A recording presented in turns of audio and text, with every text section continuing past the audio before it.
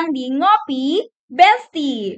Kali ini kita masuk di episode Ragam Bicara Program, di mana kita akan membahas isu-isu penting terkait program Bangga Kencana. Oke, kali ini bersama saya Nazlia, di mana kita akan membahas sebuah topik yang sangat menarik, yaitu terkait peran ayah dalam pengasuhan dan penguatan karakter keluarga. Oke, Besti, ada satu pantun nih dari saya. Ikan hiu, ikan pari. Cakep. Yang namanya ikan yang nggak bisa lari. Cakep. Kali ini saya nggak sendiri, ada narasumber keren yang menemani. Nah, Besti, jadi di sini kita ada 2 orang narasumber yang tidak diragukan lagi kompetensinya. Kompetensi. Oke, nah jadi nih yang pertama ada Bapak Zulfikar Esos. Nah, ini mau dipanggil Bapak, Abang, atau apa nih? Biar menyatu, lebih bagusnya dipanggil abang. Oke, Abang ya. Oke, jadi kita panggil Bang Jul. Setuju? Oke. Nah, jadi Besti, Bang Jul ini adalah Ketua Komunitas Ayah ASI Sumut. Benar ya, Bang ya? Ya betul. Ya, boleh sapa-sapa dulu Sobat Besti kita, Bang Jul. Halo semuanya, sahabat Besti. Senang rasanya bisa berbagi dengan Anda sekalian. Oke, terima kasih. Nah, jadi selain Bang Jul, ada juga narasumber kita yang sangat cantik yang hari ini dan sangat ayu kelihatannya. Oke, ini ada Ibu Miska Afriani, MPC Psikolog PhD. Oke, bener ya? Ya, Jadi mau sampai dipanggil Ibu, Kakak, pasangan dong. pasangan ya, Abang, Kakak gitu ya, biar semakin romantis kita di podcast ini. Iya Nah, betul. iya. Oke, jadi Kak Miska. Nah, jadi seperti yang tadi sudah saya sebutkan gelarnya psikolog. Nah, jadi beliau ini adalah seorang psikolog, tapi juga berprofesi sebagai seorang dosen. Benar ya, Kak Miska ya? Nah, dan juga aktif untuk memberikan konseling terhadap ayah dan Ya, keluarga. boleh sapa-sapa dulu Kak Miska, Halo. sahabat Besti kita. Halo sobat BKKBN, sampai ketemu. Salam. Maksudnya sampai baru kali ini kita ketemu. Ya, ini pertemuan pertama kita gitu. Oke, nice to meet you. Kalau pertama gitu ya. Selanjutnya Oke. terserah Anda. Ya, nah jadi Abang dan Kakak, nah nama podcast kita ini kan Ngopi Besti. Jadi supaya sah gitu, kita harus ngopi. Ini ada kopi yang udah Ngopi kami ya. hidangkan. Nah, jadi sebelum ngopi kita tos dulu. Oke. Ayo silakan kita tos. Ayo. Nggak ada pisang ya. gorengnya nih. Oh, nanti ya setelah ini. Silakan diminum. Nah, Mantap. Mantap. Mantap. gitu ya. oke, nanti kalau mau boleh kita take away kan. Bilnya nanti kita buatkan. Oke, nah jadi Abang dan Kakak, gitu ya, tadi seperti yang sudah kita sebutkan bahwa tema kita hari ini tentang peran ayah dalam pengasuhan dan penguatan karakter keluarga. Nah, jadi kita berbicara dari data dulu nih. Oke, nah jadi menurut data dari BKKBN gitu ya, hanya ada sekitar 35%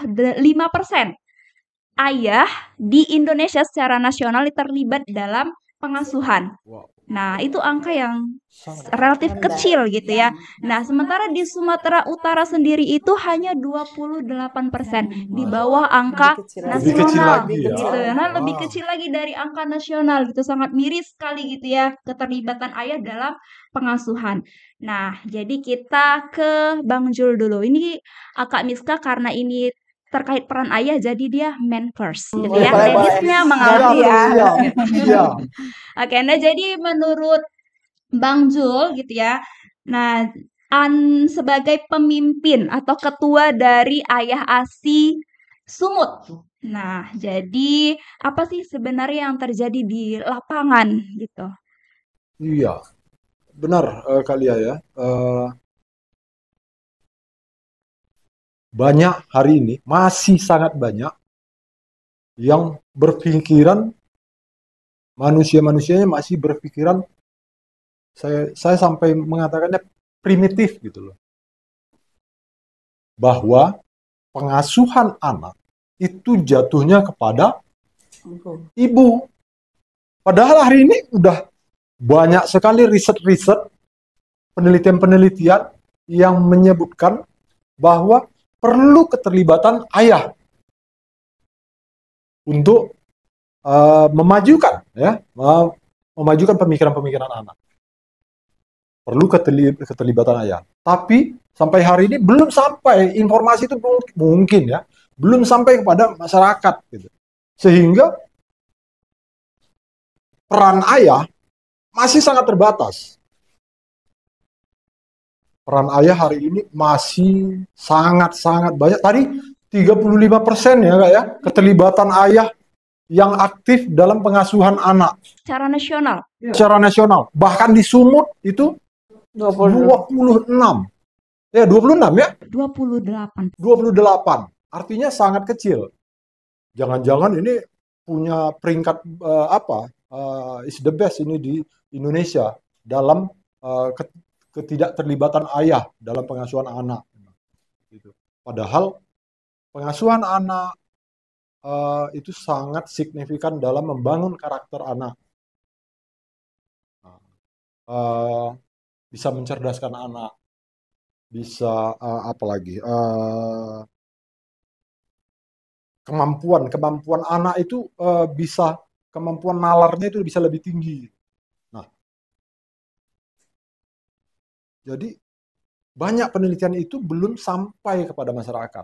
Hari ini kita ingin mengkampanyekan kepada seluruh masyarakat, bukan terhadap ayah aja. Artinya melalui mereka nanti bisa juga mengkampanyekan terhadap si ayah, bahwa peran ayah sangat signifikan untuk membangun karakter anak. Nah, mungkin ini karena budaya kita masih patrilineal ya. Ya, patriarki ya. Patriarki. Bahwa pengasuhan anak itu lebih cenderung kepada pengasuhan dari pihak ibu. Tugas ayah mencari makan, habis mencari uang, mencari makan, sampai di rumah udah bisa leha-leha gitu. Tidak lagi sekarang. Kami dari Ayah Asi punya moto, buatnya berdua, mengasuh anaknya juga berdua. Oke, nah itu saya juga ada lihat di Instagramnya Ayah Asi Ya, Indonesia betul, gitu ya. betul. Nah, jadi ada bikinnya berdua, Mengasuh anaknya juga berdua. Nah, ini sebenarnya buat ini orang Sumut atau orang di luar Sumut, karena idenya itu orang Sumut dulu, orang Sumut, orang Sumut, dan kemudian dilemparkan kepada tingkat nasional, dan kemudian menjadi motonya ya. Dan bajunya juga ada tuh moto dengan kaos tertulis seperti menarik itu. Menarik juga itu ya Bang ya. Iya, betul. Jadi jargon ya. Iya, betul. Oke, nah sekarang kita ke Kak Miska nih, secara psikologis nih Kak. Jadi dampaknya apa tuh kepada anak kalau ayah itu absen dalam pengasuhan? Kita bicara dampak nih ya. Bahasa lain dari minimnya peran ayah itu kita bilang lah fatherless ya. Nah, bukannya tidak ada perannya, tapi tidak seperti seharusnya fungsi keluarga. Jadi banyak ditumpukan pada ibu. Ya, padahal sama-sama nih, ibu juga bekerja, bapak juga bekerja, tapi tanggung jawab itu besar di ibu dalam hal rumah tangga. Jadi ada 3 ya, sebenarnya tugas orang tua atau terutama ayah. Kalau saya singkatnya PPT ya. Pertama itu protektor. Karena dia yang menjadi tanggung jawab, dia memproteksi semua anggota keluarganya. Kemudian yang kedua, partnership. Jadi anak itu bukan untuk dimarah-marahin, dibentuk seperti boneka, tapi dia adalah teman kita dampingin ya. Seperti namanya partner, pendamping. Dan yang terakhir teaching, kita menjadi model, menjadi mentor yang baik. Nah, ketika ini tidak dipenuhi, 3-tiganya ini pasti ada dampak secara psikologis pastinya ya. Yang pertama itu ketika tidak menjadi contoh, maka orang tua anak menjadi insecure. Siapa sih aku kalau aku kayak kayak gimana-gimana ke depannya, mudah cemas, nggak yakin diri, terutama ada hampir sekitar 32 research itu membuktikan bahwa kehilangan kepercayaan diri. Kemudian mudah sedih, mudah cemas, rapuh lah ya. Itu mungkin relate-nya ke strawberry generation ya. Sekarang itu kayaknya semangat hayonya, pantang menyerahnya sudah berkurang. Manja gitu. Iya, alay, apa sih istilahnya ya? Mental rapuh gitu Mental ya. rapuh ya. Nah, yang kedua, kalau tidak ada partner, dan dia akan mencari figur itu di luar. Kalau laki-laki dia mencari dengan sesama jenisnya laki-laki, apa yang akan terjadi? Kenakalan remaja. Karena nggak ada nih memandu dia kan. Kemudian kalau perempuan, nih yang paling penting nih untuk yang punya anak perempuan nih.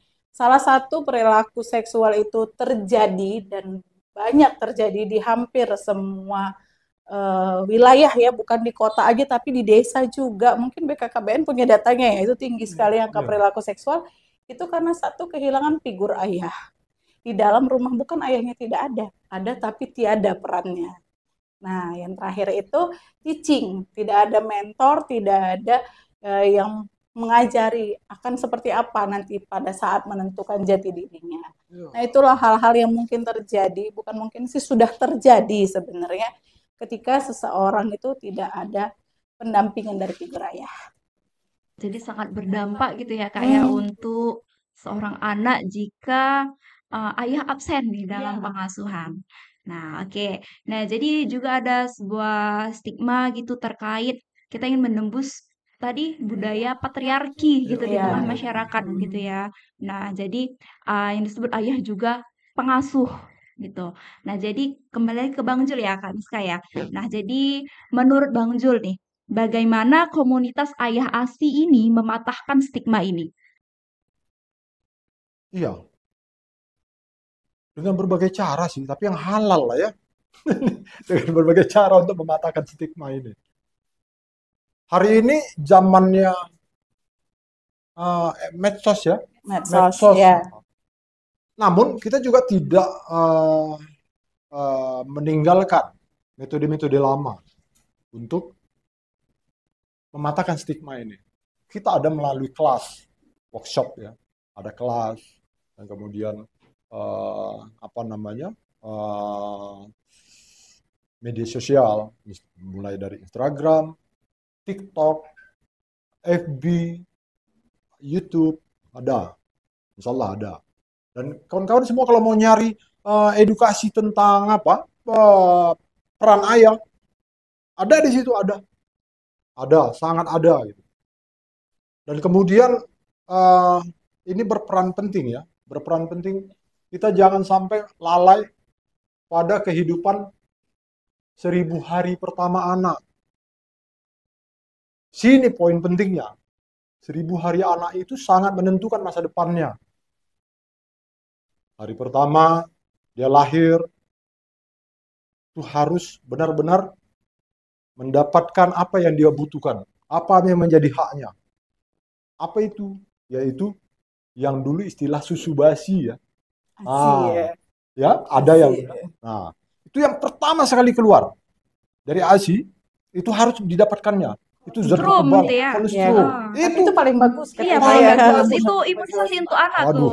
Itu buatan sang kuasa pada manusia yang kadang di skip oleh semua orang.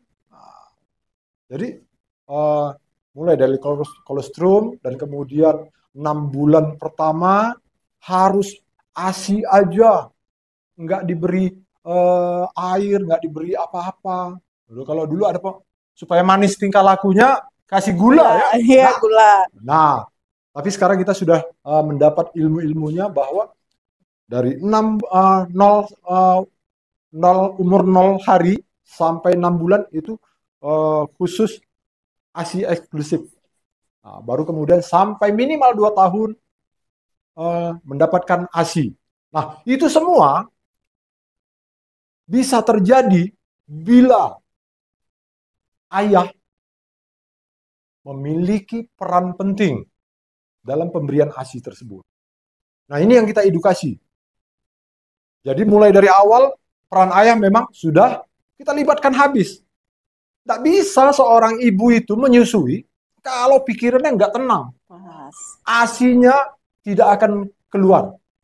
Hormon oksitosin yang ada pada ibu tidak akan keluar bila dia tidak nyaman.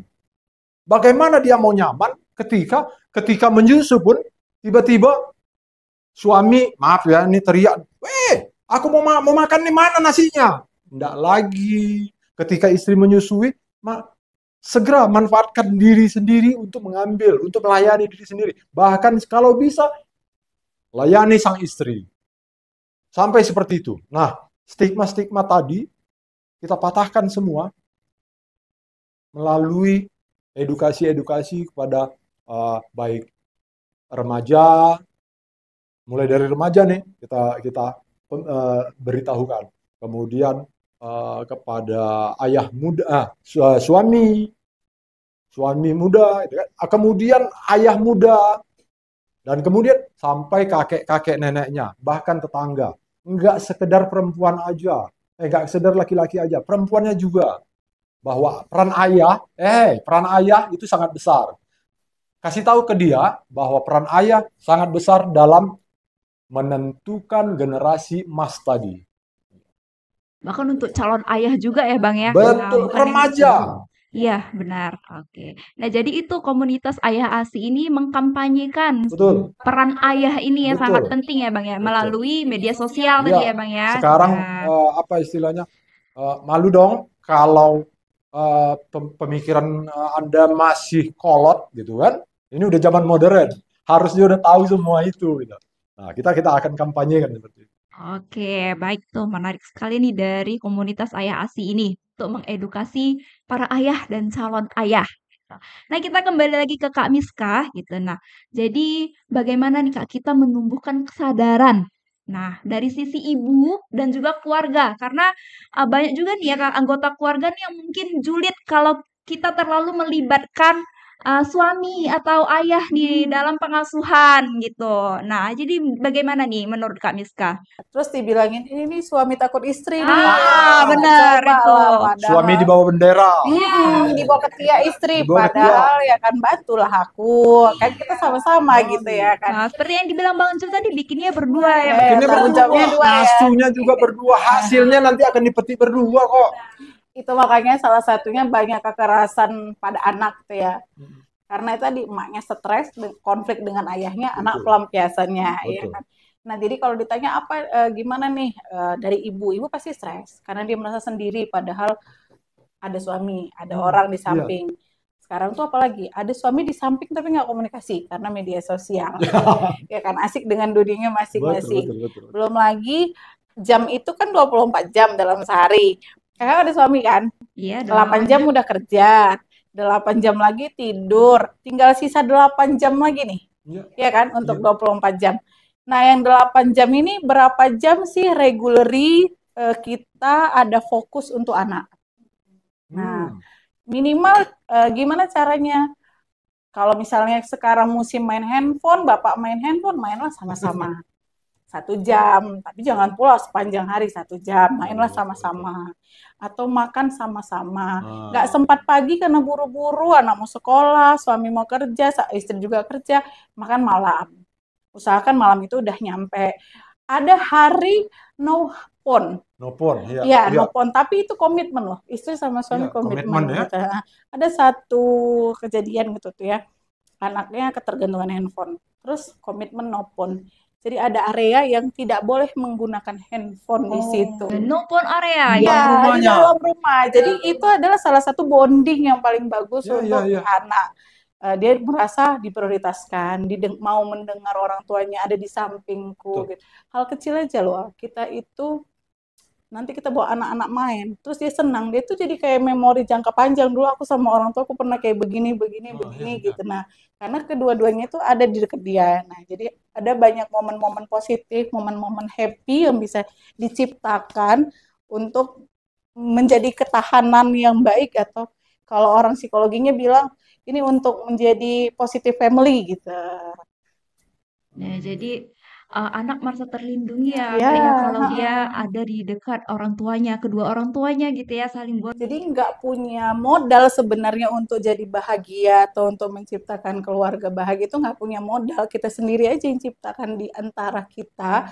Ya, Tapi ya. komit. Jadi kalau ada masalah, anak kau lah itu, ih bukan kau lah. Enggak seperti itu. Ayo kita sama-sama sama-sama nih gitu. kerja Betul, sama betul, betul, betul. gitu ya. Karena biasanya kayak gini nih semuanya ibu. Nanti di sekolah ada Iya, kelas parenting, emak yang pergi. betul. Nah, jadi apa tadi kan di sekolah gini-gini. Udahlah urusan kau lah itu masa kayak gitu aja. Nah, Nah, gitu lah itu ya dia. kan. Ya, Nggak tahu dia sama lah kita gitu harusnya. Hal-hal kecil itu tidak terjadi lagi di keluarga harusnya. Seperti itu. Nah, itu jadi tadi ayah juga perlu diedukasi ya, Bang ya. betul. Relate. Relate tadi nih dengan informasi yang disampaikan oleh Bang Jul gitu. Oke, nah jadi Bang, Kak gitu ya, Kemenduk Bangga gitu. Nah jadi BHKBN udah bertransformasi jadi Kemenduk Bangga gitu ya. Ada program baru nih yang namanya GATI. Pernah dengar Abang Kakak? GATI. Ya, Gerakan Ayah Teladan Indonesia. Nah, gitu. Nah, jadi GATI ini merupakan program quick win dari Kemenduk Bangga gitu ya. Nah, jadi tujuannya itu bagaimana mendorong nih calon ayah dan juga ayah untuk terlibat aktif dalam pengasuhan. Nah, gitu. Ini dia satu program quick win dari Menteri Kemenduk Bangga gitu. Oke, nah jadi terkait program GATI tadi. Nah, ke Bang Jul dulu kita ya. Nah, menurut Abang seperti apa? Iya, beberapa waktu lalu, ada sekitar sebulan yang lalu ya, saya didatangin orang dari BKKBN Sumut. Saya pertama kirain saya mau disuruh KB, kan? Tapi ternyata ada program GATI. Apa tadi? Gerakan Ayah Gerakan Teladan Ayah. Indonesia. Nah, selama ini kan kita kampanyenya kan itu, ya kan? Agar ayah itu aktif dalam pengasuhan. Nah, hari ini kita diminta terlibat gitu. Wah, saya bangga sekali. Bangga sekali BKKBN Sumut punya program seperti itu. Udah pastilah.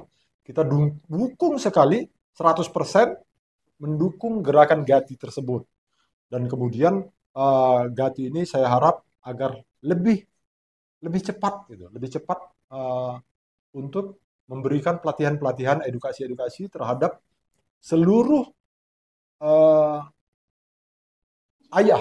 Nah, seluruh ayah ada komunitas apa di komunitas banyak sekali nih ayah-ayah yang aktif ini. Nah, Bahkan ini calon ayah ya, Bang ya? iya, dan kemudian calon ayah.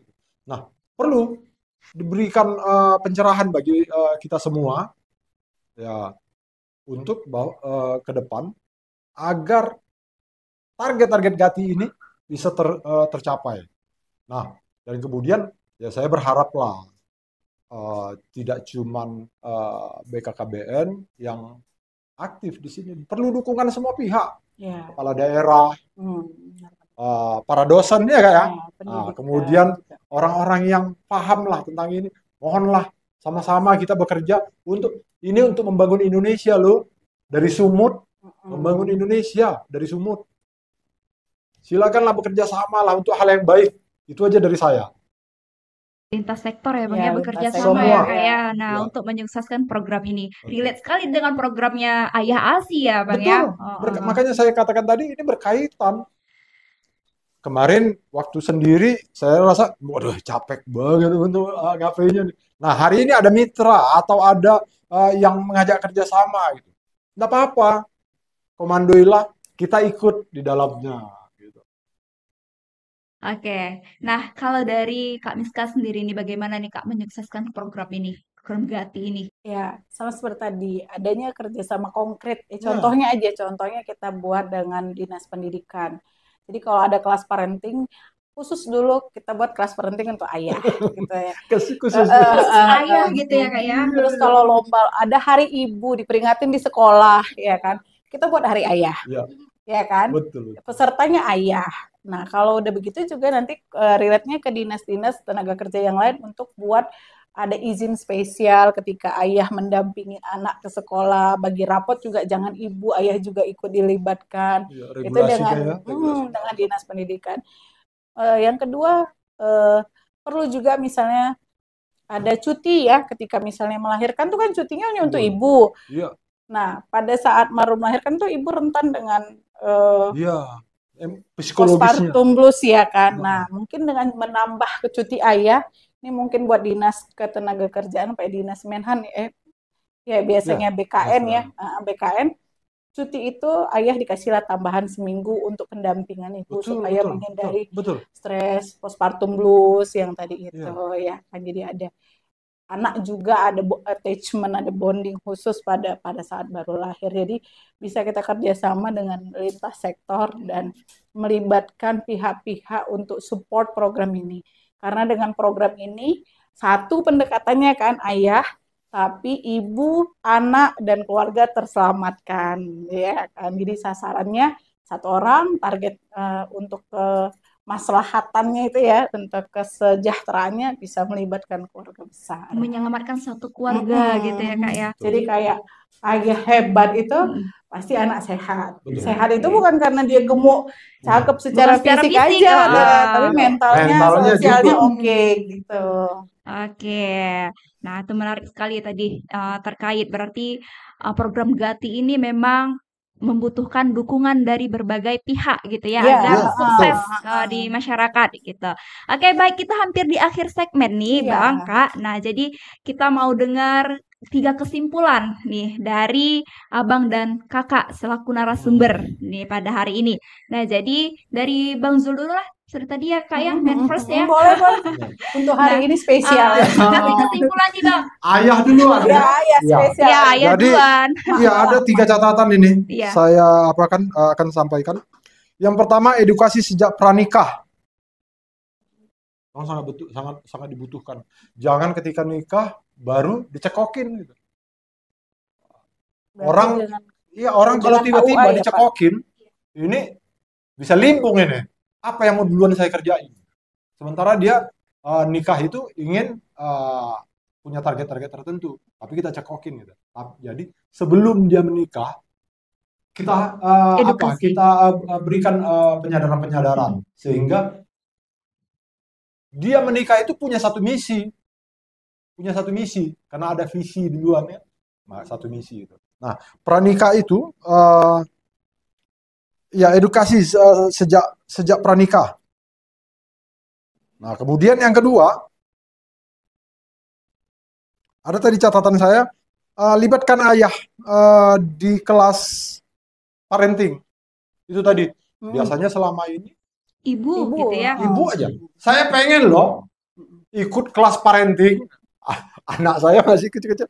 Jadi saya ingin ikut kelas parenting. Tapi semuanya ibu-ibu gitu. Ya bener. Iya, ibu-ibu doang. Nah, ya berikut ini saya berharap ada kelas-kelas ayah untuk parenting gitu. Parenting, dan ini sangat dibutuhkan. Karena ya seperti kita sebutkan tadi, mengasuh anak, membesarkan anak, dan mendidik anak itu butuh peran yang seimbang antara ayah dan ibunya. Dan kemudian yang ketiga ya, perlu ruang atau perlu komunitas wadah. Perlu wadah untuk komunitas-komunitas yang khusus untuk melibatkan ayah dalam mengedukasi dalam pembelajaran tentang parenting. Sangat butuh. Jangan sehingga orang tua laki-laki sekarang, ayah, tidak lagi berpikiran seperti zaman batu dulu, bahwa ini udah masanya dia terlibat 100% dalam pendidikan anak, tidak hanya untuk mencari uang. Demikian. Mungkin di kantor-kantor nanti bisa dibuat kelas parenting khusus nih ya untuk bapak-bapaknya gitu ya Bang ya. Mungkin di pabrik-pabrik gitu ya, yang banyak perusahaan-perusahaan gitu ya. Ya, itu bagus Jangan-jangan banget. di kampus-kampus ya, Pak? Iya, Di untuk para kampus-kampus, calon ayah, mereka betul. calon ayah ya, Iya, Bang ya. betul. Catin nih, calon pengantin perlu Iya, diedukasi betul. juga ya. Oke. Itu dari saya. Oke. Nah, sekarang dari Kak Miska. Kita telepon Pak Prabowo yuk, ganti hari ibu jadi hari ayah. Jangan diganti dong, Kak. Tetap ada Tambah hari ya, ibunya. tambah berarti ya. Tambah. Hari ayahnya Pak, juga lebih boleh nggak hari meriah. ayah gitu ya, 1 hari. Jadi pas hari ayahnya itu ibunya rehat dulu, ayahnya bisa nggak menggantikan peran ibu dalam 1 hari itu gitu. Itu mungkin ya bercanda sih, tapi kayaknya kalau dibuat seperti itu biar meningkatkan kesadaran sama nih posisinya, satu Iya, sama nih, iya. ibu sama ayah sama gitu kan. Iya. Kenapa hanya hari ibu? Jadi kesannya ini nih gara-gara hari ini nih tanggung jawab ibu nih. Ditambah di buku bahasa Indonesia tuh selalu pas belajar baca, ini Budi, ayah Budi bekerja, ibu Budi membantu rumah tangga gitu ya. Nah, gara-gara ini konsepnya. Nah, ini juga yang kedua, langkah konkretnya mematahkan tadi itu stigma yang ibu di rumah, bapak bekerja. Iya. Karena kan sekarang realnya adalah persamaan gender kan udah lama. Iya. Nah, harusnya peran ini persamaan gender bukan dalam hal wanita bekerja saja, tapi juga wanita dibantu dalam urusan rumah tangga. Nah, yang ketiga, kita buat agen-agen yang sudah sadar nih, contohnya kayak Bang Jul ya, sudah sadar sebagai laki-laki nih punya peran yang sama dalam rumah tangga. Agen-agen inilah yang kita bawa menjadi host untuk perubahan yang lebih besar lagi biar berimpact. Ini agen berduit enggak ini? Ya, awalnya mungkin Canda. Oke. Ya siapa tahu gini hal dari hal kecil ternyata ditilik oleh pemerintah, tertarik dan ini membuat satu program yang lebih besar lagi, bukan hanya dari sini ya, bukan hanya dari Kementerian Pengembangan Kependudukan, tapi dari semua. Ya. Tapi suksesnya program ini akan menyenangkan bagi agen-agen itu. Ya. Agen perubahan ya Pak. Agen of change. Agent of change ya. Oke, baik.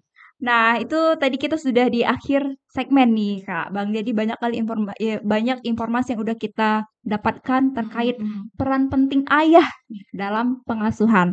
Nah, jadi kita ucapkan terima kasih untuk Bang Jul dan juga Kak Miska yang telah banyak memberikan informasi, pencerahan untuk para ayah dan calon ayah gitu ya. Nah, para sobat bestinya, ngopi besti gitu. Nah, sekali lagi kami ucapkan terima kasih telah hadir bersama kami di sini. Nah, oke, Bang, tadi kita di awal udah ngopi, masih ada saya lihat nih kopi-kopinya. Ya, silakan kita minum dulu. Oke, kita tos dulu. Mengakhiri apa?